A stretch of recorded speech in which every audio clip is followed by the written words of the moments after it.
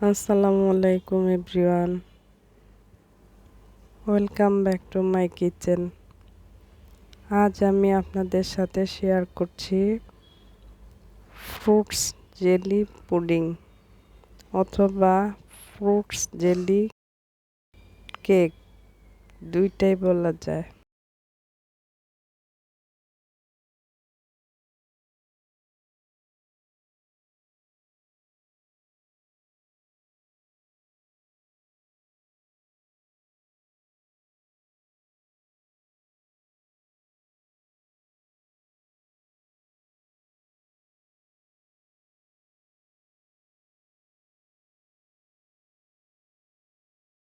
এখানে আমার যা যা ইনগ্রিডিয়েন্টস লাগবে এগুলো আমি কেটে নিচ্ছি। এখানে আমি মাস্কমেলন কেটে এটার আমার জুসটা লাগবে। আমি একটা ব্লেন্ডার জগে এটার জুসটা বের করে নেব। সাথে 1 কাপ পানি দিয়ে দিচ্ছি।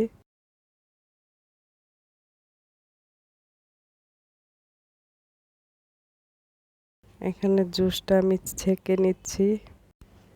আমার কাঙ্ক্ষিত কালারটা আসে নাই, তাই আমি একটা গাজর জুস করে ব্লেন্ডার করে এখানে জুস করে নিয়েছি।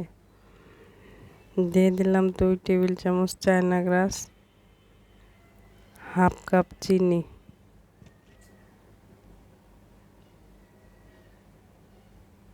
দিয়ে এটাকে আমি ভালো করে জাল দিয়ে নিচ্ছি।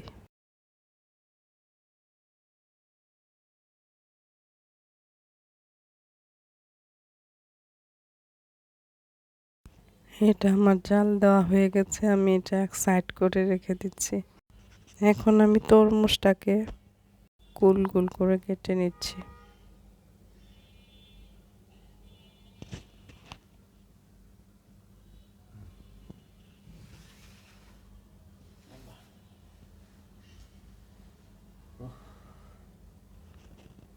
পেঁপে কেটে নিচ্ছি।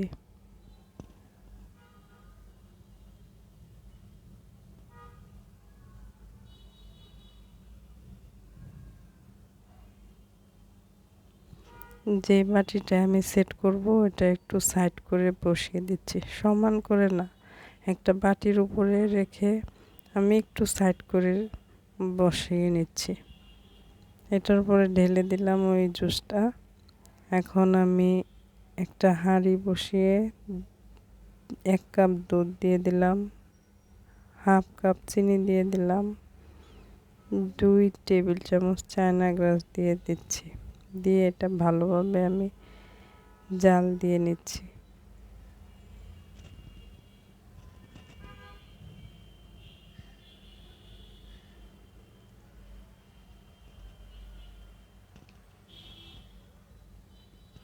এটা আমার হয়ে গেছে।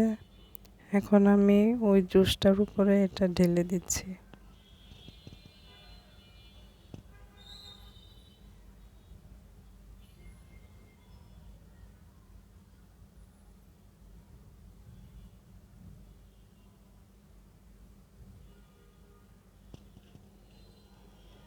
এখন এটা জমার জন্য এক সাইডে রেখে দিচ্ছি। আমি চুলায় একটা হাঁড়ি বসিয়ে দিয়ে দিলাম 2 কাপ পানি, 2 টেবিল চামচ চায়না গ্রাস, হাফ কাপ চিনি দিয়ে এটা ভালোভাবে আমি জাল দিয়ে নিচ্ছি।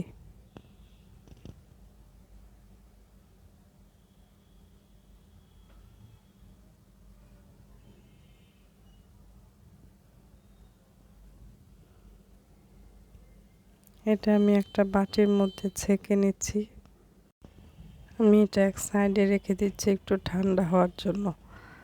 আর আমি এখানে ফ্রুটসগুলো সেট করে নিচ্ছি।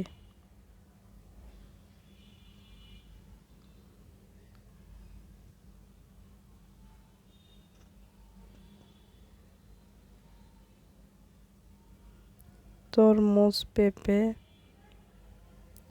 গ্রিন গ্রেপস দিয়ে আমি এটা সাজিয়ে নিচ্ছি।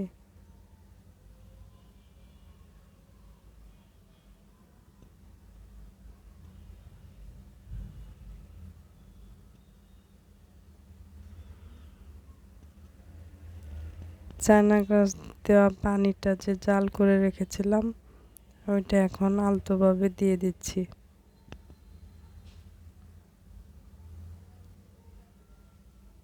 এটা কিছুক্ষণের মধ্যেই ঠান্ডা হলে সেট হয়ে যাবে, জমে যাবে। জমে গেছে, এটা আমি এখন ঢেলে দেখাচ্ছি।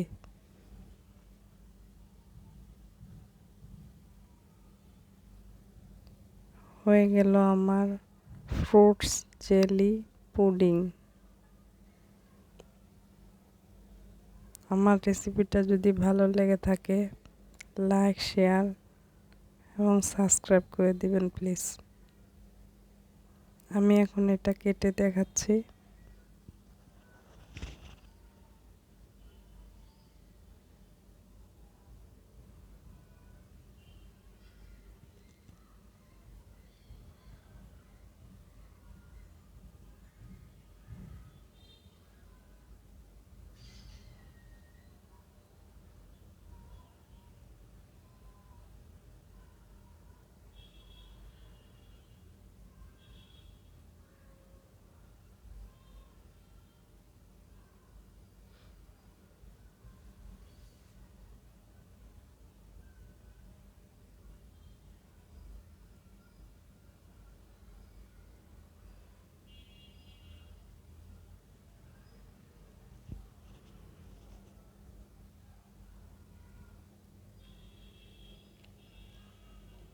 সবাই ভালো থাকবেন।